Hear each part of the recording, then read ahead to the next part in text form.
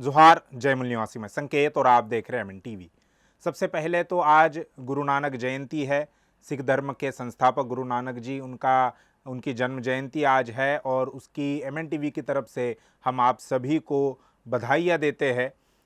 गुरु नानक जयंती केवल भारत में ही नहीं बल्कि दुनिया भर में जहाँ पर भी गुरु नानक जी के अनुयायी हैं, उनको मानने वाले लोग हैं, वहाँ पर ये दिवस प्रकाश पर्व के तौर पर बहुत ही हर्षोल्लास के साथ, बहुत ही उत्साह के साथ मनाया जाता है। तो प्रकाश पर्व की एमएन टीवी की तरफ से आपको ढेरों बधाइयाँ।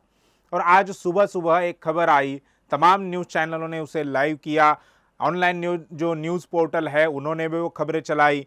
खबर ये थी कि प्रधानमंत्री नरेंद्र मोदी ने केंद्र सरकार ने जो 3 कृषि कानून बनाए थे, उन तीनों कानूनों को वापस लेने का फैसला किया है। आज मैं आपको, पूरे देश को ये बताने आया हूं कि हमने 3 कृषि कानूनों को वापस लेने का, रिपील करने का निर्णय लिया है। इस महीने के अंत में शुरू होने जा रहे संसद सत्र में, इसी महीने में हम तीनों कृषि कानूनों को रिपील करने की संवैधानिक प्रक्रिया को पूरा कर देंगे। अब ये फैसला उन्होंने क्यों किया, किस लिए किया, इस पर सोशल मीडिया पर और तमाम जगहों पर चर्चा चल रही है। लेकिन ये वाकई में आंदोलनकारी लोगों की जीत है। इन तीनों कानूनों के विरोध में जिन लोगों ने आंदोलन किया, फिर चाहे वो किसान हो या किसान ना भी हो, उनके लिए ये खुशी की बात है और उनकी ये जीत मानी जा रही है। लेकिन क्या प्रधानमंत्री ऐसा सोचते हैं? क्या प्रधानमंत्री इस बात को जीत के तौर पर देखते हैं? प्रधानमंत्री नरेंद्र मोदी ने अपने 16 मिनट के संबोधन में किसानों के लिए केंद्र सरकार ने क्या क्या काम किए, क्या क्या उनकी उपलब्धियां रही, ये गिनाने का काम किया। अब वो कितनी सही है, कितनी गलत है, आंकड़े अगर देखें तो एक अलग तस्वीर सामने आ सकती है, उस पर एक अलग से चर्चा, अलग से बहस हो सकती है। लेकिन प्रधानमंत्री नरेंद्र मोदी बार बार ये जिक्र कर रहे थे कि हमने किसानों के लिए बहुत कुछ काम किया है और उसी कड़ी में वो जो उन्होंने बहुत सारा काम किया, उसी कड़ी में केंद्र सरकार ने जो 3 कृषि कानून बनाए, वो भी किसानों के अधिकारों के लिए या किसानों के फायदे के लिए, उन्होंने एक शब्द प्रयोग किया कि छोटे किसानों के फायदे के लिए ये उन्होंने काम किया है। अब यहाँ पर नरेंद्र मोदी पार्लियामेंट में ये कह रहे, किसानों का जो आंदोलन करने वाले लोग हैं उनका मजाक उड़ाते हुए उन्होंने कहा कि ये तो आंदोलनजीवी लोग हैं, उन्हें वो बात बात पर आंदोलन करते हैं, उनको कोई दूसरा काम नहीं होता, हर बार किसी भी मुद्दे पर वो आंदोलन करने पर उतारू हो जाते हैं। इस प्रकार का मजाक प्रधानमंत्री नरेंद्र मोदी ने पार्लियामेंट में किसानों का और आंदोलन करने वाले लोगों का उड़ाया।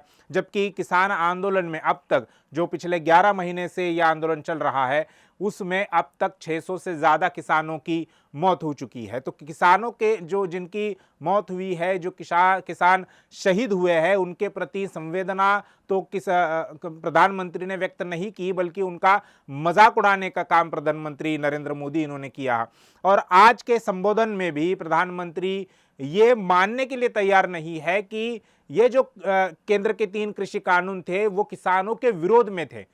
ये बात वो कतई मानने के लिए तैयार नहीं है, बल्कि उन्होंने ये कहा कि ये जो कानून हमने लाए थे, पास किए थे, चर्चा करके, डिबेट करके संसद के अंदर, इस प्रकार की झूठी बातें भी उन्होंने वहां पर कही कि हमने चर्चा करके और बहुत ही संवैधानिक तरीके से इस बिल को लाया। जबकि जब ये कानून पास हुए तभी हमने देखा कि लॉकडाउन के आड़ में इन कानूनों को लाया गया, किसी प्रकार की कोई चर्चा नहीं हुई, किसी प्रकार का कोई डिबेट नहीं हुआ, आनन फानन में ये बिल पास कर दिए। लेकिन प्रधानमंत्री नरेंद्र मोदी कह रहे हैं कि बहुत ही संवैधानिक तरीके से चर्चा करके, विमर्श करके इन कानूनों को लाया गया था और ये कानून हमने किसानों के फायदे के लिए लाए थे। फेल्यूर इस बात का है, प्रधानमंत्री नरेंद्र मोदी ने इस बात का फेल्यूर स्वीकार किया कि जो हम फायदे के लिए कानून लाए थे, उन फायदों को किसानों को हम समझा नहीं पाए। यह सरकार का फेल्यूर है। साथियों, मैं आज देशवासियों से क्षमा मांगते हुए सच्चे मन से और पवित्र हृदय से कहना चाहता हूं कि शायद हमारी तपस्या में ही कोई कमी रही होगी, जिसके कारण दिए के प्रकाश जैसा सत्य कुछ किसान भाइयों को हम समझा नहीं पाए।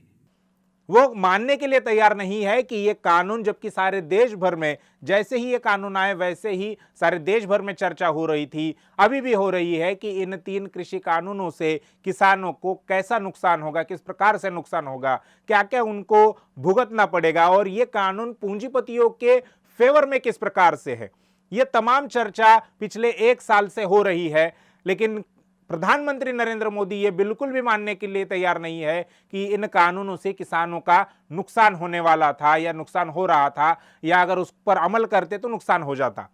बल्कि वो तो ये कह रहे हैं कि फायदे के लिए लाए, बस वो फायदे हम लोग किसानों के सामने सही से नहीं रख पाए या उन्हें वो नहीं समझा पाए। अब जिसका फायदा है वो अपनी फायदे की बात समझ नहीं रहा है, ये मतलब अलग ही तर्क नरेंद्र मोदी जी ने दिया है। किसानों का आंदोलन जो पिछले 11 महीने से लगातार जारी है, उस आंदोलन में 3 कृषि कानूनों के वापसी को लेकर एक मुद्दा था। इसके अलावा एमएसपी को लेकर भी एक बड़ा मुद्दा था। किसानों की मांग है कि एमएसपी को लेकर एक गारंटी देने वाला कानून बनाना चाहिए, जबकि अब तक किसी प्रकार का ऐसा कानून नहीं है और जितनी भी सरकारें भारत में रही है उन सभी ने इस प्रकार का कानून बनाने की दिशा में कोई बात नहीं सोची या उस पर कोई पहल नहीं की। लेकिन अभी प्रधानमंत्री नरेंद्र मोदी ने आज जो घोषणा की है कि हम तीनों काले कानूनों को वापस लेते हैं और जैसे ही संसद का सत्र शुरू हो जाएगा वैसे ही हम इस कानून की वापसी की जो प्रक्रिया है संसद के अंदर वो शुरू कर देंगे। इसको लेकर भी अभी चर्चा हो रही है।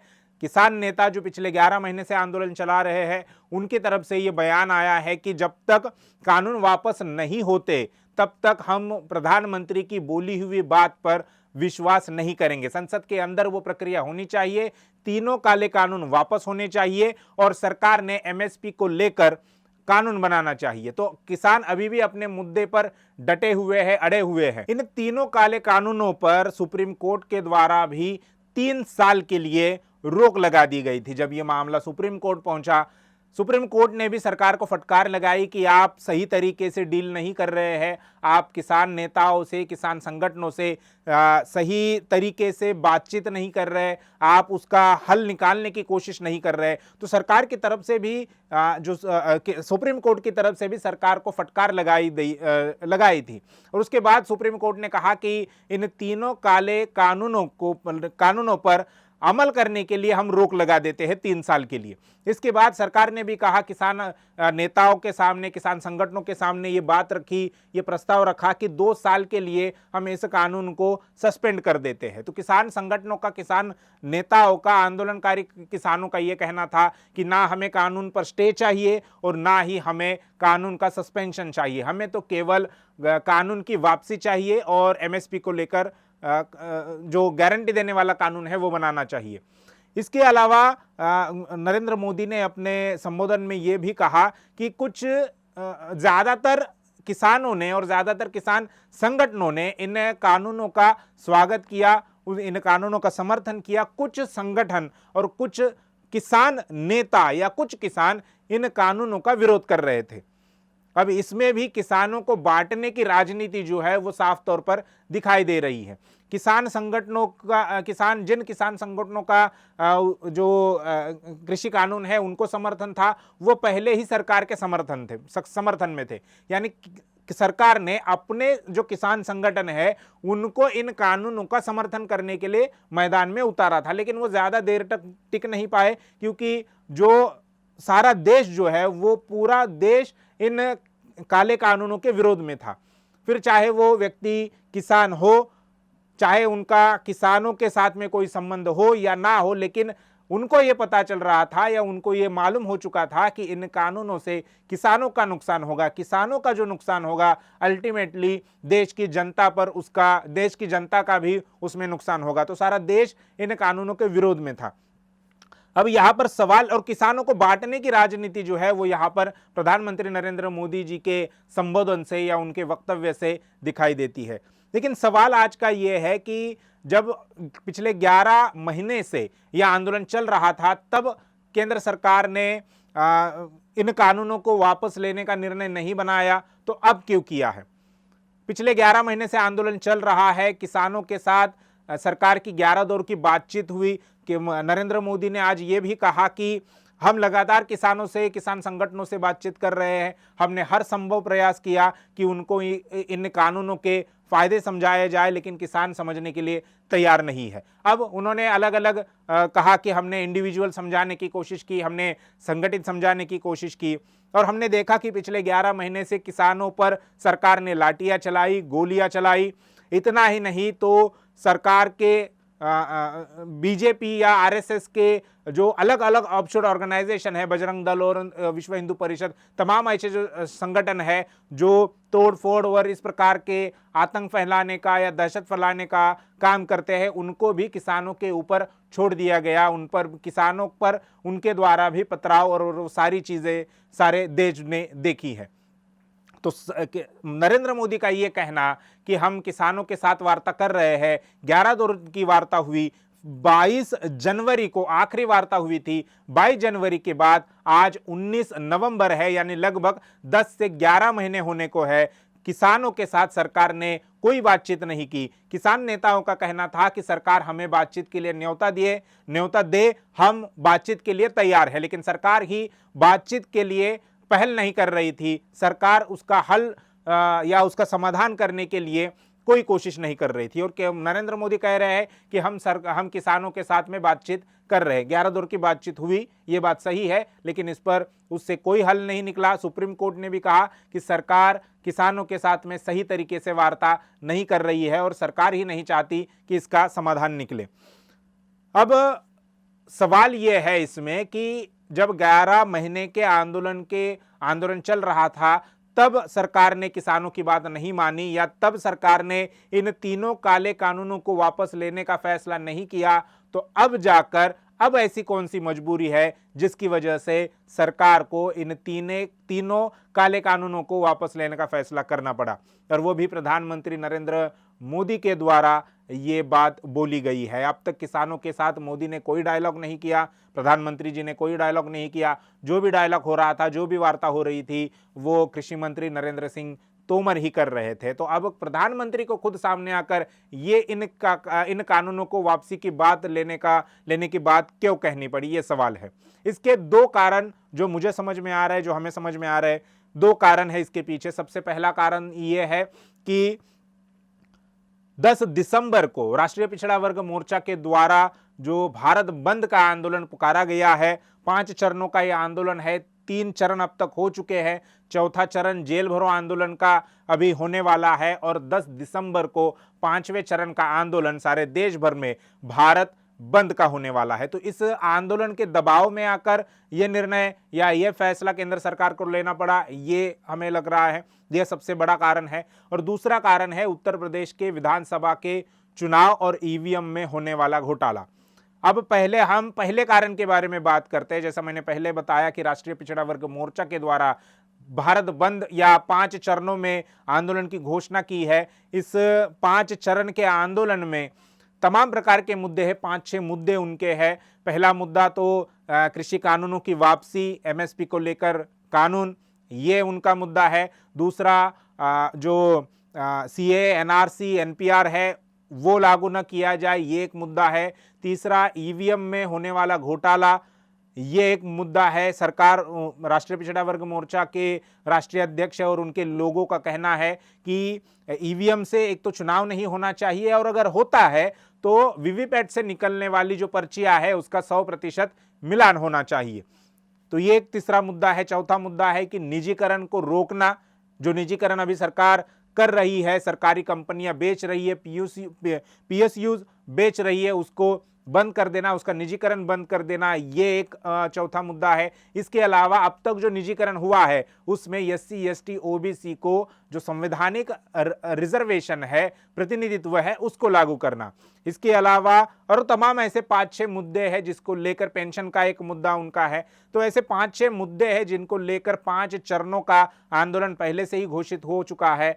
और राष्ट्रीय पिछड़ा वर्ग मोर्चा, भारत मुक्ति मोर्चा या बामसेफ की एक ऑफशोर ऑर्गेनाइजेशन है, बहुजन क्रांति मोर्चा के द्वारा या बामसेफ के जो ऑफशोर ऑर्गेनाइजेशन है उनके द्वारा 5 मार्च 2019 को 13 पॉइंट रोस्टर के विरोध में, जो सरकार ने 13 पॉइंट रोस्टर लाया था उसके विरोध में भारत बंद किया था 5 मार्च 2019 को। उसके बाद 29 जनवरी 2020 को सीएए एनआरसी एनपीआर के विरोध में एक बहुत बड़ा भारत बंद का आंदोलन हुआ था।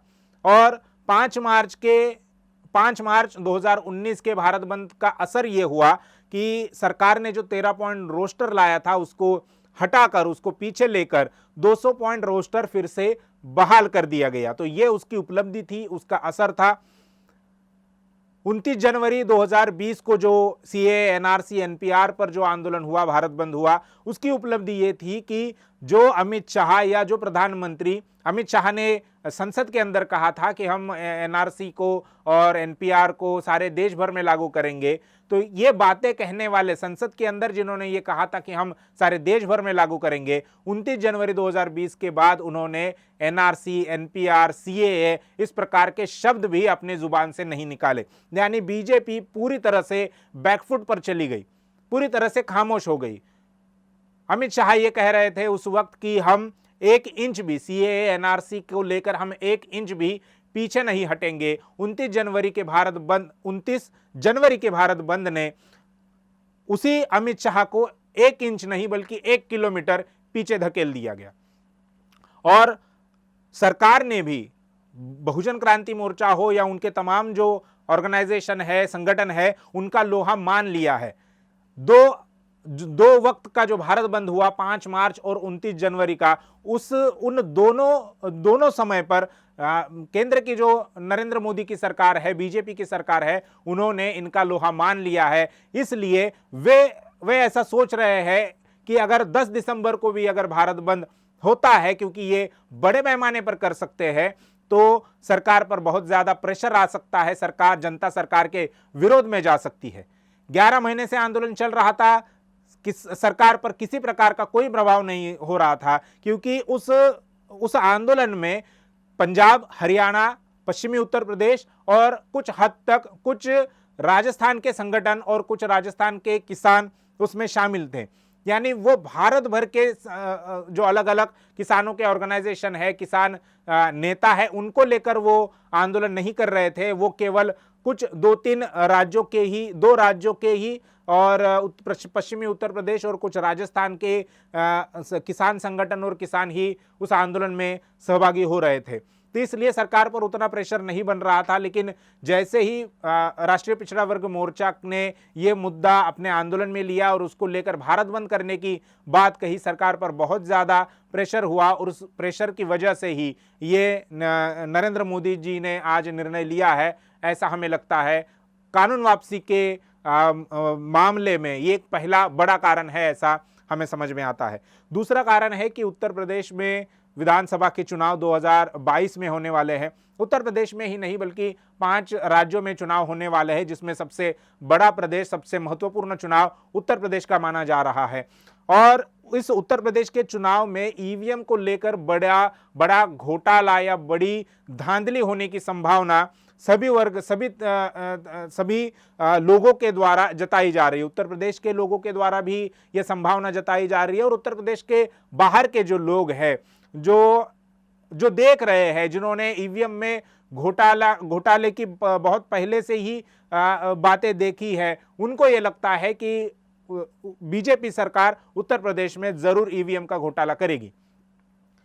पिछले 4.5 साल का जो कार्यकाल उत्तर प्रदेश में भाजपा का रहा है, योगी जी का रहा है, उस 4.5 साल के कार्यकाल में एक भी काम ऐसा नहीं हुआ है कि जिससे जनता खुश हो जाए। अगर हाल की बात करें कोविड का जिस प्रकार से उन्होंने प्रबंधन करना चाहिए था या जिस प्रकार से लोगों को सुविधाएं देनी चाहिए थी, खासकर स्वास्थ्य सुविधाएं देनी चाहिए थी, वो सूबे की योगी सरकार वो लोगों को नहीं दे पाई। लोगों को तो छोड़िए, आम लोगों की तो बात ही अलग है, लेकिन उनके जो विधायक है, उनके जो कार्यकर्ता है, उनको भी वे सही तरीके से मेडिकल सुविधा जो है वो नहीं दे पाए।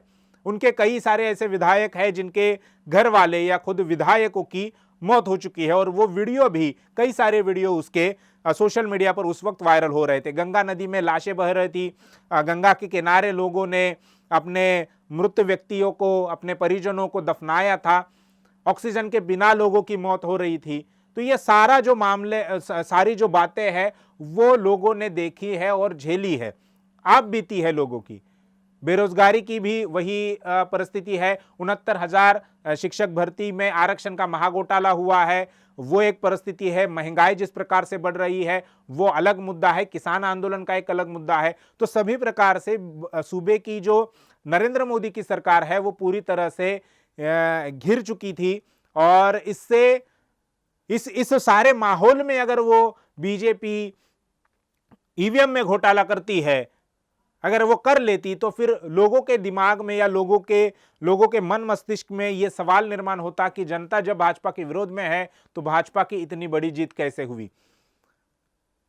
तो ईवीएम के घोटाले पर पर्दा डालने के लिए केंद्र सरकार ने ये 3 कृषि कानून वापस लेने का फैसला लिया है, ऐसा लगता है, क्योंकि अब सरकार ये कहेगी ईवीएम में घोटाला तो पहले ही करेगी, सरकार बनाएगी उत्तर प्रदेश में, और सरकार बनाने के बाद ये कहेगी कि हमने कृषि कानूनों को वापस लिया, इस वजह से लोगों ने हमें वोट दिया। लोगों ने भाजपा को वोट क्यों दिया, इसका क्या आधार है, ये समझाने के लिए उन्होंने ये कानून जो है वो वापस लिए हैं, ऐसा दिखाई देता है। और अब से जैसे ही प्रधानमंत्री नरेंद्र मोदी ने इन कृषि कानूनों को वापस लेने की बात कही है, वैसे ही अलग अलग टीवी चैनल्स इस पर भी डिबेट कर रहे हैं कि नरेंद्र मोदी या भाजपा को अब बहुत ज्यादा फायदा होगा। जो सर्वेज किए गए थे, फिर चाहे वो सी वोटर का सर्वे हो या पोल स्टार्ट का सर्वे हो या अलग अलग ओपिनियन पोल्स जो लिए जा रहे हैं अलग अलग टीवी चैनलों के माध्यम से, उसमें एक बात खास तौर पर बताई जा रही है कि किसान आंदोलन की वजह से पश्चिमी उत्तर प्रदेश में भाजपा को नुकसान हो सकता है। अब इस नुकसान को कैसे भरना है, ईवीएम में तो वो घोटाला करके सारा मामला सेट कर देंगे, लेकिन लोगों को जवाब क्या देंगे, लोगों का विद्रोह किस प्रकार से रोकेंगे। अगर उन्होंने ईवीएम में घोटाला कर दिया और किसानों के जो मुद्दे हैं उसको अगर नहीं माना, तो फिर जनता के दिमाग में एक सवाल हमेशा रहेगा कि उन्होंने ईवीएम में घोटाला किया है, जनता ने उनको वोट कैसे दिया। तो इस सवाल से बचने के लिए ईवीएम में घोटाला करने के बाद जो विद्रोह हो सकता था, उस विद्रोह को पहले ही शांत करने के लिए नरेंद्र मोदी या बीजेपी की सरकार ने ऐसा फैसला किया है, ऐसा दिखता है। तो ये 2 बड़े कारण हमें दिखाई देते हैं जिसकी वजह से ये सारे फैसले लिए जा रहे हैं और ये बताया जा रहा है कि हम जनता के समर्थन में है, हम किसानों के समर्थन में है। समर्थन में वो नहीं है, एक तो भारत बंद जो 10 दिसंबर को राष्ट्रीय पिछड़ा वर्ग मोर्चा के द्वारा होने जा रहा है उसका दबाव है, और दूसरा उत्तर प्रदेश के उत्तर प्रदेश के चुनाव होने वाले हैं और उसमें भी ईवीएम का जो घोटाला है उसकी वजह से उस पर पर्दा डालने के लिए ये कानून वापस लिए जा रहे हैं। इसके अलावा अगर आपके पास में कोई जानकारी है, कोई तथ्य है, हमारी बात से भी अगर आप इत्तेफाक नहीं रखते हैं, आपकी अगर कोई अलग राय है, तो भी हमें कमेंट करके बताइए। और इस समूचे वीडियो पर जितनी भी जानकारी मैंने आप लोगों के सामने अभी रखी है, उस जानकारी पर आपका क्या कहना है, आप किस प्रकार से सोचते हैं, ये हमें बताइए। और इस वीडियो को अगर अच्छा लगा हो तो लाइक कीजिए और ज़्यादा से ज़्यादा लोगों तक शेयर कीजिए ताकि उन लोगों को भी इस बात की जानकारी हो। शुक्रिया।